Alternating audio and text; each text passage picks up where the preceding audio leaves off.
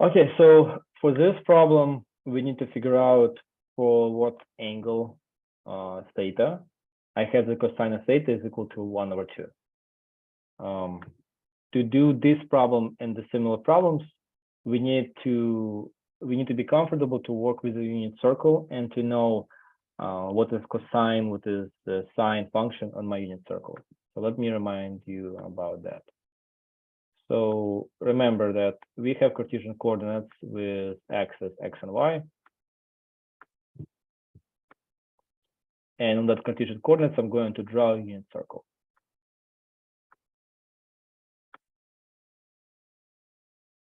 Then what I can do, on that unit circle, we'll pick some point.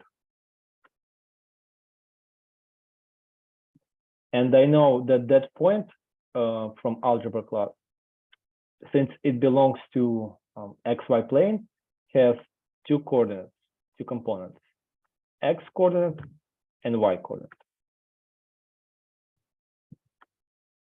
And the xy, what does it mean? It means if I'm going to connect the original point xy with the origin and kind of to project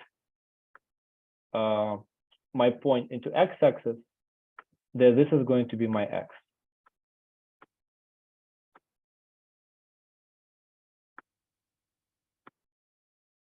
And if the same I'm going to do to y-axis, this is going to be my height, this is going to be my y.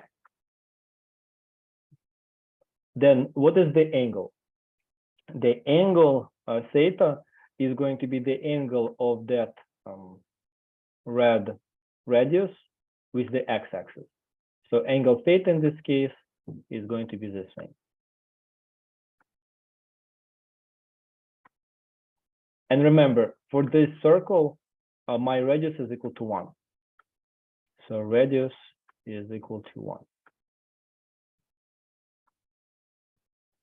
And feel free to ask any questions in the chat if you have. Then what do we need to do? We need to remind ourselves what is a cosine and sine function in terms of this picture and by definition. So if you will take a look at this triangle over here, and I can sketch it over here. Then we have the right triangle. It's the right triangle because we kind of projected this point. And projection, it means you project with 90 degrees, where one side is equal to x, other side is equal to y, and the hypotenuse is equal to 1. And I know the angle between adjacent side and the hypotenuse, which is going to be equal to theta. And we define the cosine and sine function the following. Cosine theta is going to be equal to adjacent side over the like the bigger side. That's how to pronounce it. So it's going to be x over 1. And the sine function, so sine theta, is going to be equal to opposite side. So it's going to be y over 1.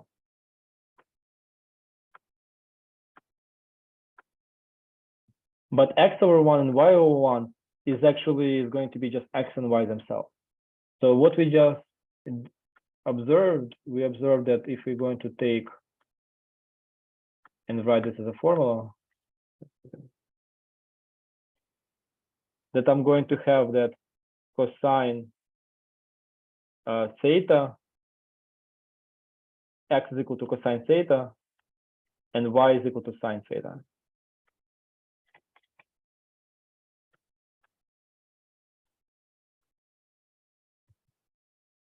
So in other words, this point that we have over here, the cosine is going to be your x component, and the sine is going to be your y component. For our problem, we want to solve the equation cosine of theta is equal to 1/2. So what does it mean? It means you want to figure out for which angle your x component is going to be equal to 1/2. To solve this kind of equations, I recommend you to do the following. So if we have cosine of theta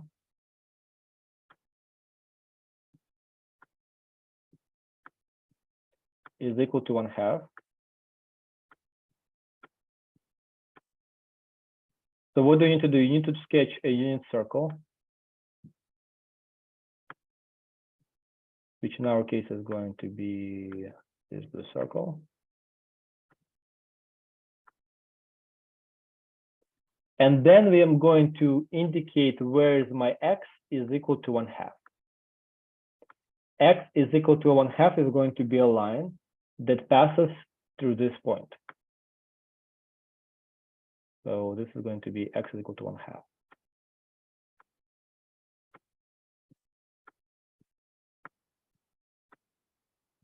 So here you can see, to figure out the angles, I need to do the following. I need right now to look at the intersection of my red line with the blue circle. I will reconnect my radii that looks like this, and I need to find the angle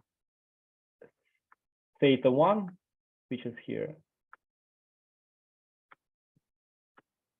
and find the angle theta2, which is here.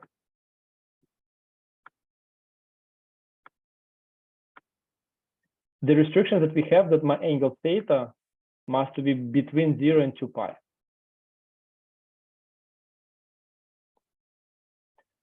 So I'm going to give you a couple of seconds to write down what is going to be your theta1 and what is going to be your theta2.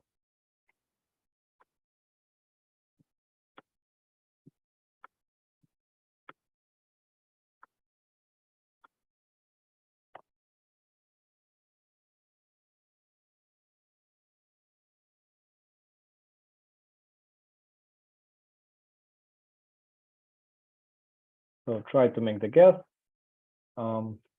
Okay, so for theta1, cosine of 1/2. That is just the table that you need to kind of to memorize. You remember the sine of 1/2. Sine of theta is equal to 1/2, and theta is equal to 30 degrees.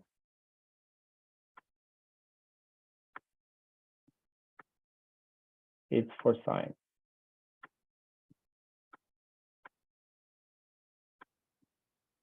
But for cosine to get 1/2 is going to be equal that angle 90 degrees minus this angle. So that means that then cosine of 60 degrees is going to be equal to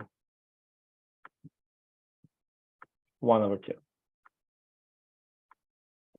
But here, take a look that my angle is not in degrees in terms of pi. I know that it's 30 degrees. It's just it's kind of a table. You need to memorize that. I can explain and give you a little bit details, but why it's 1/2 later. But right now, just take it as a given that sine of 30 degrees is equal to 1/2. But what is like 60 degrees? I know that 2 pi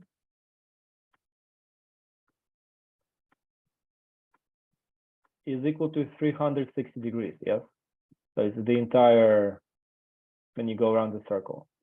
So if you're going to divide both sides by 360, you will get that 2 pi over 360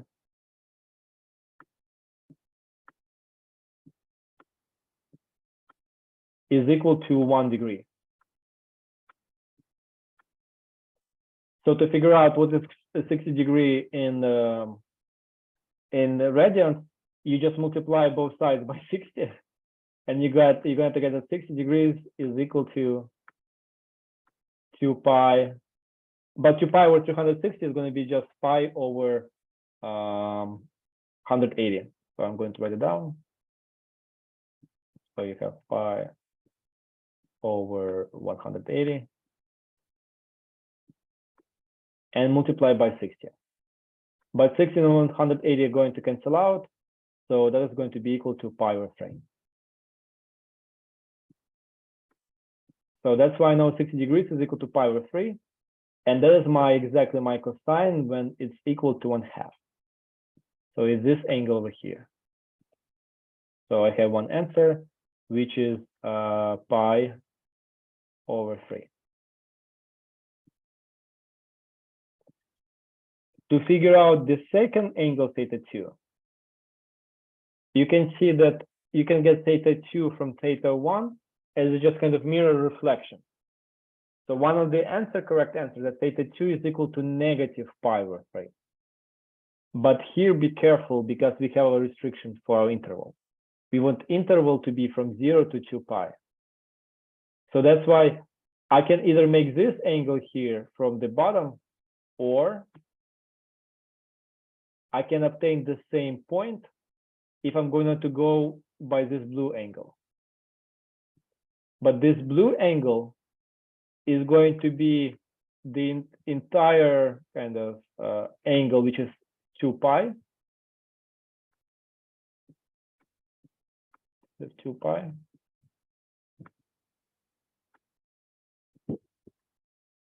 Sorry.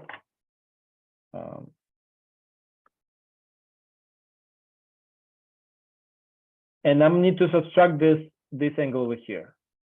Yes. So it's, from the whole thing, I'm going to subtract the small thing, and that is going to be equal to exactly your theta 2,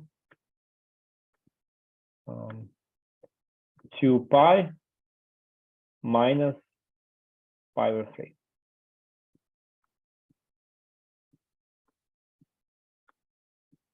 But 2 pi minus pi over 3, if I want to find the common fraction, 2 pi is going to be equal to 6 pi over 3, and 6 pi over 3 minus pi over 3 is going to be 5 pi over 3.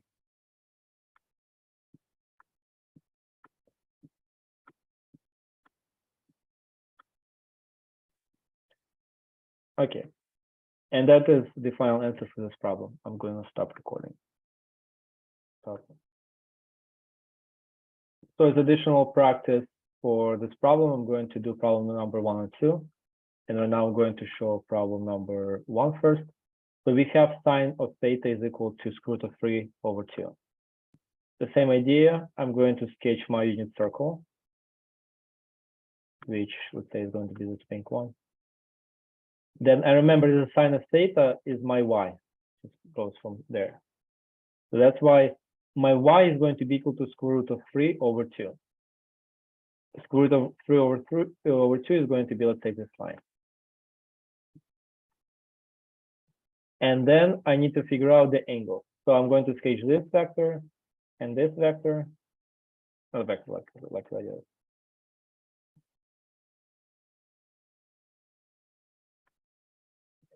And my angles are going to be, let's say, this angle, theta 1, and this angle, theta 2.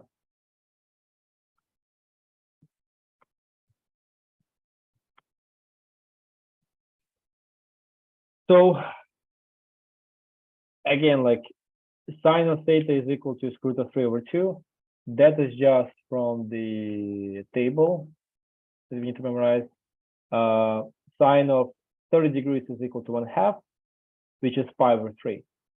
Sorry, which is pi over 6. But sine of 60 degrees is equal to square root of 3 over 2. So that's why I know that one of the answers is going to be theta 1 is equal to pi over 6.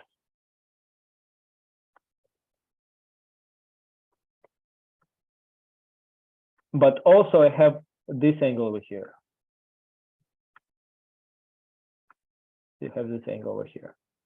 And that angle is going to be given this angle over here, which is pi,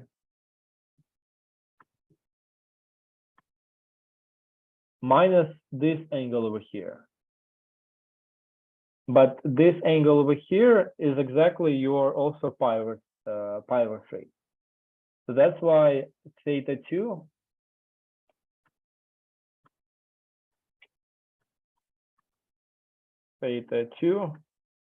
is going to be equal to pi minus pi over 3, which is going to be equal to 2 pi over 3.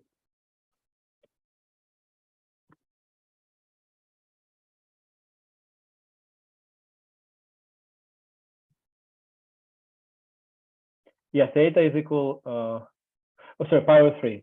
Yeah, thank you. That I said pi over 3 and wrote pi over 6. So that's yeah, pi over 3. Thank you. The question about yeah, theta 1 is pi over 3. Yeah, perfect. Yeah, sorry.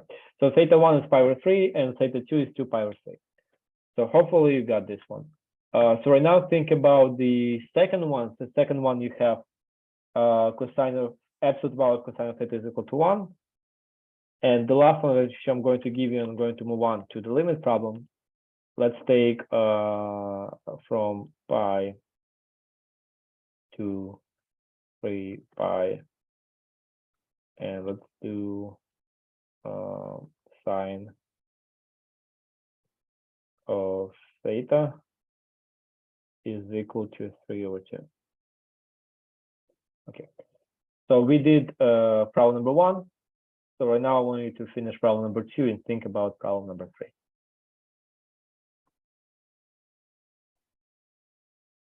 So yeah, I forgot to stop recording. Basically, absolute value of x, the absolute value kills a negative sign. So that's why solution for absolute value of x is equal to 1. That is as an example. X either equal to 1 or negative 1. So that means when you have absolute value of cosine of theta is equal to 1, we actually need to solve two equations. Cosine of theta is equal to 1 and cosine of theta is equal to negative 1. We solve them the same way using the unit circle. For cosine theta is equal to 1, my theta is equal to 0.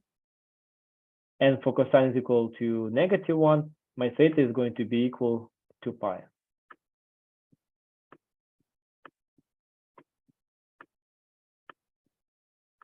But the question, are we done? Here's the trick. Look always at your constriction. And you can see 0 here comes with an open bracket. So I cannot pick 0 as my solution. But how can I reach the same point 1? I either stay here or move around the circle once. Then if I'm going to run around the circle once, that is exactly corresponds to 2 pi. So that's why, according to my restriction, I cannot pick theta is equal to 0, but I can pick theta is equal to 2 pi. And with pi, I do not have any problems. The next one, when I'm going to obtain negative 1, is going to be either negative pi or 3 pi, which doesn't belong to my interval. So that's why my final answer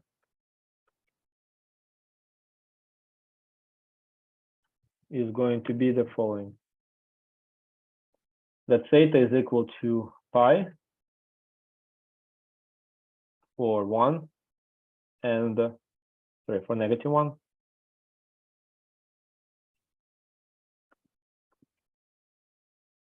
And theta is equal to 2 pi for 1. Okay. I will move on to problem number 3, and then I will let you to ask questions, and I'm going to pause the video. For problem number 3, sine of theta is equal to 3/2. Again, like we're going to sketch a unit circle.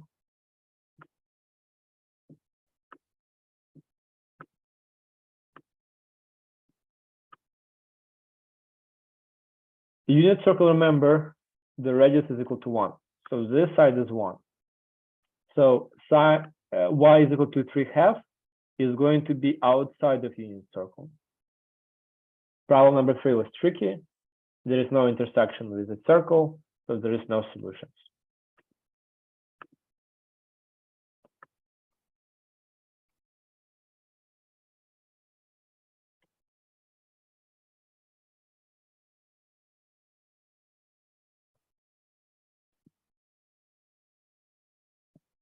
So the next one is the limit problem. It always involves doing some algebra, which we will not escape. So let's just start doing this problem. So we have limit of x goes to 0. And here I have fraction, x in the bottom. I have 1/2 minus 1 over x plus 2. Okay. So if I'm going to try to do it directly, I will take the value and plug it in. Then what I'm going to obtain, I'm going to obtain 1/2 minus 1/2 divided by 0, which is equal to 0 over 0. So we definitely have a problem.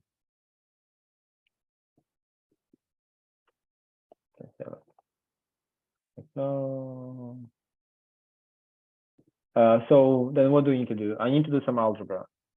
If you see the difference of two fractions, what does it suggest to you? It suggests that you need to do some algebra, like algebraic manipulation. Let's do it. I'm going to take the bottom and find the common denominator and subtract two fractions. So what I'm going to obtain? The common denominator is going to be here 2 times x plus 2. So I'm going to just erase this one. Erase this one. Okay. This is going to be common denominator for me. What is missing from this fraction? I need to multiply top and the bottom by x plus 2. So that's why I'm going to write down here x plus 2. What is missing here for both fractions?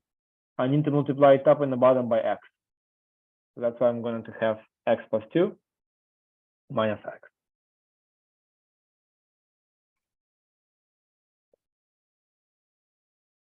Okay. Then I'm going to simplify here. X and x are going to cancel out. So I will have the double floor function. And the rule goes the following, that the bottom part of the top moves to the bottom. The bottom part, the bottom part of the bottom moves to the top. So here it just means 2 times x plus 2 is going to move to the bottom.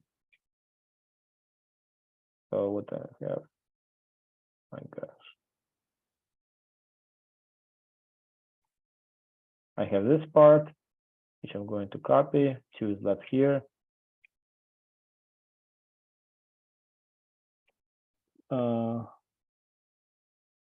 Second, did I miss something? I might do a mistake. Second, second part, how you went from the regular. Yeah, I did a mistake. Sorry. Here is -2. So 2 minus 2. This one is going to be x. So this is x. Yeah. And can you explain how you did that though? How you restructured it? Okay, yeah. So let me actually write it down. So so what do we have? We have 1/2 minus 1 of x plus 2.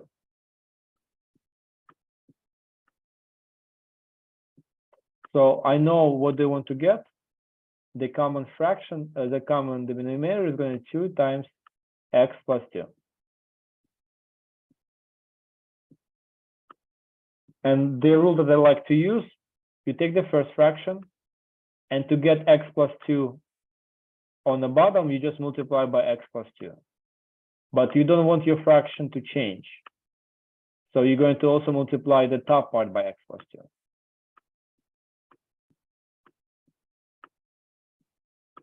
So that's why from the first fraction, you're going to have here x plus 2. For the second fraction, we're going to do the same trick with 2. I'm going to multiply top and the bottom by 2. That's why I will have -2 from the second one. So we're going to obtain x over 2 times x plus 2. But right now, if I'm going to put this into over x, then what I'm going to obtain? I'm going to obtain x over 2 x plus 2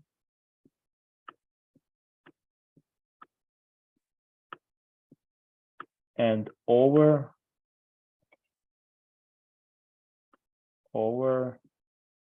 x. Yes. And then the rule is that this bottom part, whenever I have double fraction, goes to the bottom. So I will rewrite this as x over x and times bottom part. So 2x plus 2.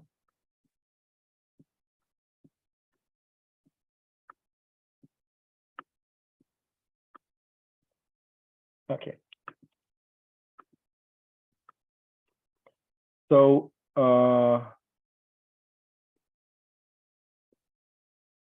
exactly what over here. And after that, you can see that x and x will cancel out.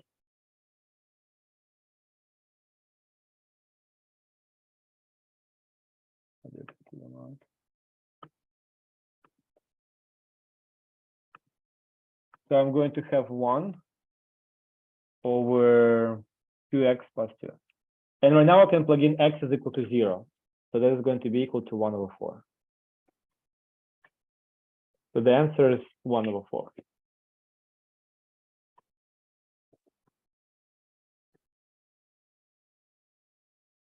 So for these three problems, we need to just remember one rule is comparing the powers for the top and the bottom. So let's take a look at the first fraction. The first fraction, we have the power, the highest power of the top is x to the power of 4, so it's 4.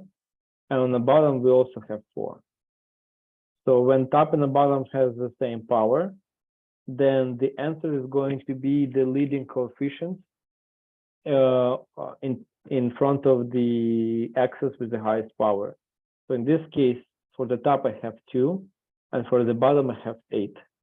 So the answer is going to be equal to 1 over 4. For the second one, the highest power in the bottom is equal to 5, which is larger than the highest power on top. And if you have the highest power in the bottom is larger, then that means the bottom part is going to go to infinity faster. So the entire thing is actually going to be equal to 0. And lastly, the last one, I have the highest power in the top is equal to 5 and the bottom is 4. So the top part is going to go to infinity faster. But be careful here, you have the negative sign. So that's why you will go not to positive infinity, but you will go to negative infinity.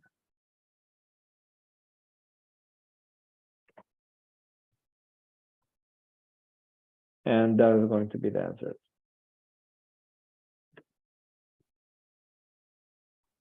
So for this problem, we want to complete the square and determine the vertex of my parabola. So let's do it together. I have y is equal to 3, x squared plus 9x minus 1. The formula which you will find super helpful to do this kind of problems is the following. It's a plus b squared is equal to a squared plus 2ab plus b squared. So if I have 3 terms and I have something to power of 2 plus 2 times that something plus b times b and plus b squared, then I can just rewrite the whole right-hand side as a plus b squared. So for example, as a practice, again, like I'm not doing the actual problem, I'm doing a practice one. If you have, it's called like, let's say practice. If you have 2x plus x squared, then that's going to be equal to x squared plus 2x. But 2x is actually, you can write this as 2x times 1. So like this. So you have your a, which plays the role of x. You have your 2, you have 2 times x times 1, but you don't have your b squared. So what do? But you just do the trick. You add 1 squared and subtract 1 squared. So right now, this expression over here is exactly is the right-hand side of the expression above, where a is equal to x and b is equal to 1. So what you can do, you can complete the square. And complete the square is going to mean that I will write the 2x plus x squared as x plus 1 squared minus 1. And that is equal to the square. Let's do something similar for this problem here. The first observation that what I have 3 in front of my x. So what I'm going to do, I'm going to factor first two terms. I'm going to get is equal to 3 x squared plus 3x minus 1. Okay. The next thing that the trick what I did below, I will repeat over there. So I have that my a is going to be x squared, but then I have 3x. I don't have 2 anywhere. But what I'm going to do, I'm going to multiply by 2 as I did before and divide by 2.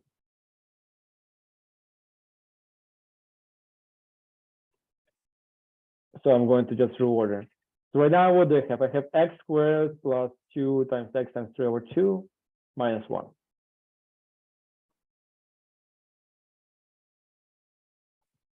The next step, I want to complete the square, where b is equal to 3 over 2. But I encounter the same problem that I don't have b squared. So that's why I'm going to add 3 over 2 squared. And I'm going to subtract 3 over 2 squared.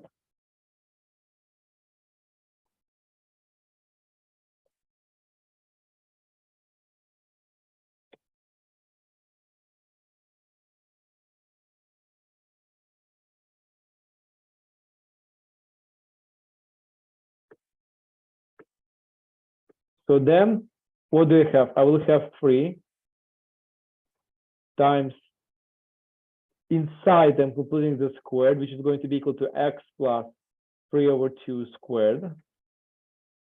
Then minus 3 over 2 squared is going to be minus 9 over 4. Minus 1. So that's going to be equal to 3 times x plus 3 over 2 squared. And then 3 times negative 9 over 4 is going to be equal to negative 27 over 4. And here minus 1. And finally, what I'm going to have, you can write minus 1 as 4 over 4. So you're going to have that y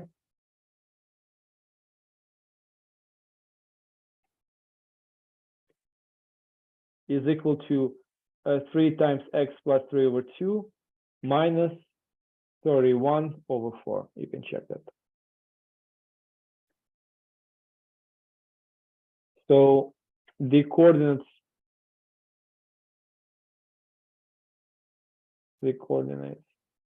of the parabola vertex is equal to so here I will have x is equal to negative 3 over 2.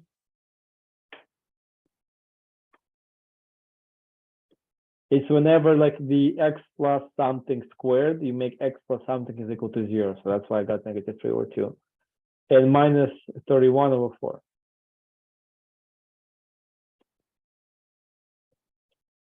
And I think we are done. We can double check.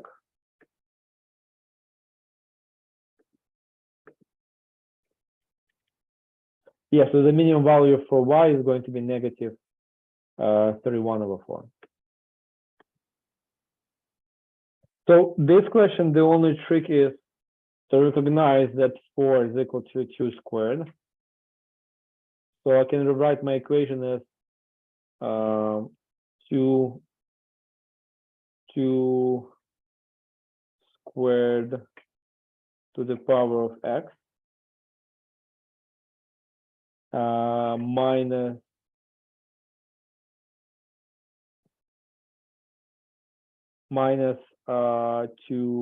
plus 2 to the power of x minus 1 is equal to 0.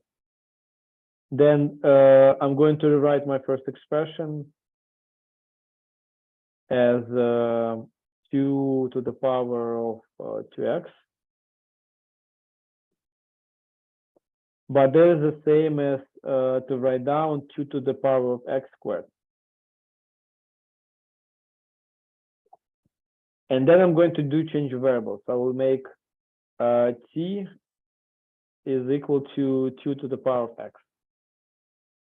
So I will rewrite my equation as t squared plus t minus 1 is equal to 0. But remember, here we have restriction for t. The t must be greater or strictly greater than 0 because t is equal to exponential function.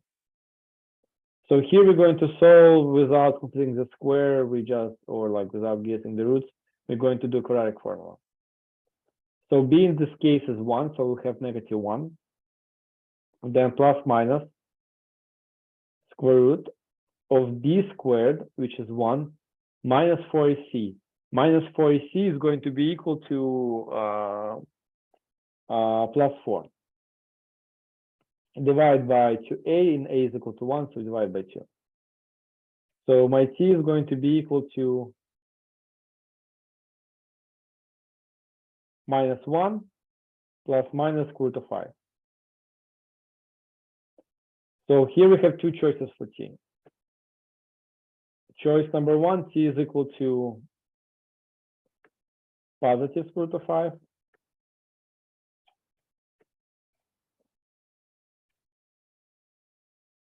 And second choice of t that t is equal to minus square root of 5. But the second one is going to be less than 0. So that's why this one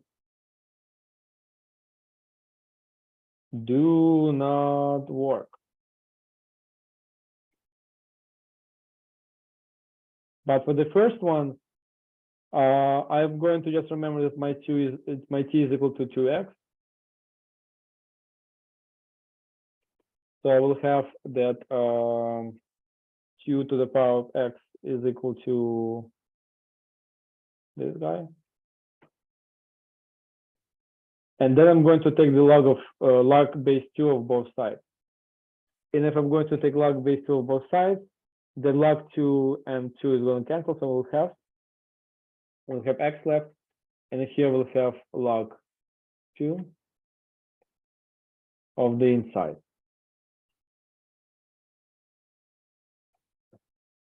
And that is going to be your final answer. So in this case, your x is going to be, your equation is going to be only one x, which works.